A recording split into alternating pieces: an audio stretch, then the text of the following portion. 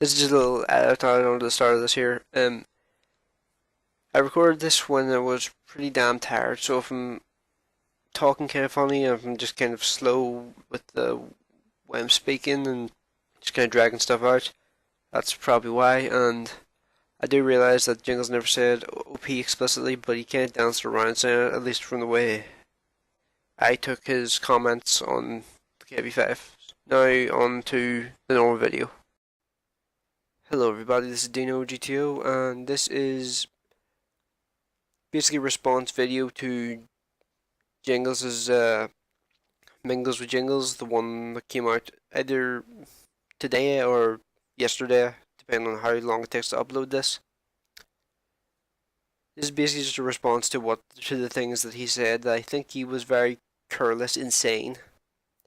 I think he's yet again forgotten how influential he can be, and how something he does or says can basically affect the entire community. Because now everyone who is a subscriber of his is now going to be going away from that video thinking, oh, the KV5 is OP. I am now just going to spam premium, or I'm going to just scream at people in the chat who drive it. This annoys me in particular because this is my favorite machine. This is my favorite premium machine in the game. I have played over 900 games in this thing, 700 of which, I think, roughly 700, were pre-HD. So, I've been playing this thing for a long time. I wouldn't have played so many games in it if I didn't like it. That's just the way I put it. And I can tell you right now, as someone who has played that many games in it, this tank is not overpowered in the slightest. First off, let's just look at the stats of the machine. This is this thing here fully kitted out. I'm actually just going to remove a couple of these because it's just easier to look at without any equipment on it or without any crew skills. It's just easier to look at just from standard. Yes, I know people are probably going to have their AS7 crews in it, but yeah. Let's just look at the gun. The only things, I'm just going to go start off here strong and just say the only good things about this gun are these stats here, these soft stats you can't see in the game, and the reload. Those are the only good things about the gun. The alpha damage is alright, 300, pretty decent, but uncoupled with the reload, it's pretty good DPM wise. But the penetration is crap. The aiming time is crap. The dispersion is crap, and it just unless you're at point blank range, this thing can't hit anything. It would struggle to hit a mouse at 50 meters range. That's just the way I think of it.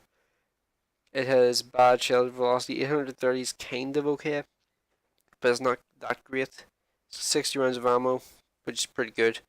300 alpha shot. If you're managing to pen a lot of your shots, it's pretty good.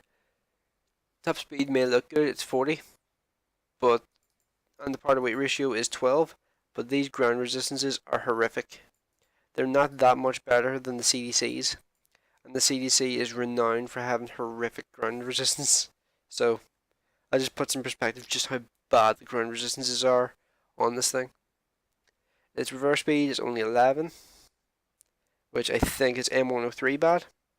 So yeah, it just gives you an idea of like how bad that is. So this top speed, you're not going to reach it in flat ground. I think I may have hit that top speed on flat ground once, but even then I think it was on a very slight downhill slope. So yeah, this thing just cannot, it can't reach the speed. Typically you're going to be doing between 25 and 35 in this thing, and that's typically your max. Then it comes to reverse speeds. Traverse is only 18, which is horrific. The E100 has better traverse speed, tank traverse speed than this. Then we look at the turret. It's 1 degree better than the E100s. One degree. That's it. The gun depression 7 degrees, which I believe is the same as the T150. So if you've driven that, this thing is basically a taller T150. So in that regard, it's a wee bit worse because it's taller. Because taller machines need more gun depression, just because they're taller and they have to aim down further most of the time. It's difficult to put into words what I mean, but yeah, if you get what I mean, you know, it's fuck it, forget it. 7 degrees not that great on a tall machine. The view range is 350 meters, which means you need to push forward hard if you want to spot anything. Like, yeah. So, after just pointing out everything that's bad about this machine, you may be wondering what's good about it. The only thing that's good about it are its ability to just survive, and to just push forward and just keep basically the focus of the enemies on you while your teammates keep their health, and you do damage as long as you possibly can while you're taking hits for your team. And yeah, that's basically how this machine works. You just try and keep the focus of the enemies on you for as long as you possibly can while pushing forward. Try and make sure your teammates keep their health, and that's just how you win. And a premium, typically your goal is just to win because you get more money for winning. So yeah, that's why this thing is so. That's why this is the only reason why you would buy this machine. Its survivability and potentially its ability to ram, but you need a really big hill to be able to even reach 40 kilometers an hour, and then might exceed it. So yeah, and the situations where you can ram these days, I've noticed, are considerably less than they were before. Like before, I'm pretty sure you would be able to ram machines more often, but these days it's not as common as it used to be. It's kind of rare these days to actually be able to get into a situation where you can actually ram something. A lot of the maps we used to ram on have either been removed or have been reworked in such a way that you can't do it anymore, or you just get shot to pieces before you can even get near somebody. So yeah, that's just the two situations that typically happen. And I think I've already said this, but the view range is terrible. 350 is horrific. So this thing is as blind as a bat, and it's severely hampered by its horrific ground resistances. So that's basically just why this thing is. I've already summarized why everything that's bad about this, but even the strong point of the machine, which is survivability, has weaknesses. It has the RTD2 here, which is basically an oil drum cut in half, flipped upside down, and sat on the front of the machine. Whereas this thing here is basically the same thing, but they cut in half again. They took the other side of it, they cut in half again, and just sat on the top. That's basically what they did for this, to invent this thing here and this thing here. That's it. So yeah, it has weak point here, weak point here, weak point here, and this is like the weakest armor on the machine, 90 millimeters. So yeah, there is one area where I do agree with Jingles though, and that is in the rear of the turret. That should not be 180 millimeters. That should be nerfed to pre-HD levels, which was 140. So yeah, and something I also noticed is that this area here is like the one area on the machine that's curved, and it's in like the most useless place ever. Well, only place that's curved other than this and this. So yeah, this thing here is now a weak point. This thing here is now a weak point because it's just too sloped. And yeah, this thing just, its armor is its only strong point, and even in its armor, you can just literally just press the 2 key and you'll go through it like butter. But the fact that this thing has the weak points it has is what gives people the hope that they can potentially just go through it. Even though honestly a lot of tier 8s don't even need to fire at the weak points, even though I typically do anyway because it's more reliable. But if you can hit the front of the turret here and here, that is just 180 millimeters thick. It is sloped back slightly, but it makes practically no difference at all.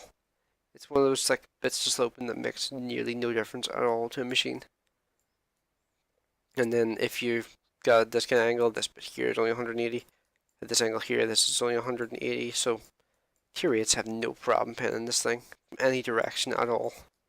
The only area you don't shoot is here, but even if you're shooting here, if you can see this area here, you can shoot this. So yeah, this thing, It's insane to say this thing is OP. I'm just gonna say that right now. It's insane. This thing is. This thing gets. It gets some strengths, but it has so many weaknesses to compensate for those strengths. So trying to say that this thing was overbuffed, especially considering where the game is now, with horrific, the absolutely horrific amount of ultra high pen guns. Like, I think more than half in tier 9 mediums these days have 270 pen. I think more than half of them these days. I believe that's right. So, oh, more than 250 pen. I think, yeah, that sounds about right. So yeah, you're meeting those kind of guns in tier 8. So yeah, tier 8. I think every tier 8 medium, other than the Super Pershing and the T-34-2, gets over 180 pen. Gets over 180 pen on their main guns. So this thing really doesn't have any armor unless you're angled perfectly versus tier 8s typically. And even this thing here, like, this is why I typically reverse stretch side scrape the machine. It's to negate this weak point here.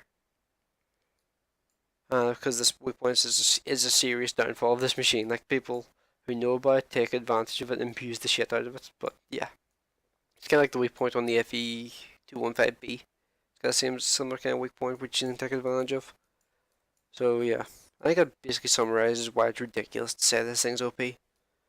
And I think I might try and send this to Jingles to try and show him, like, it's kind of stupid to say that this thing's OP in any shape or form. So yeah, it's just, I don't get it. He was very careless with the way he spoke in that there, because even if he says in the future that he was wrong about it,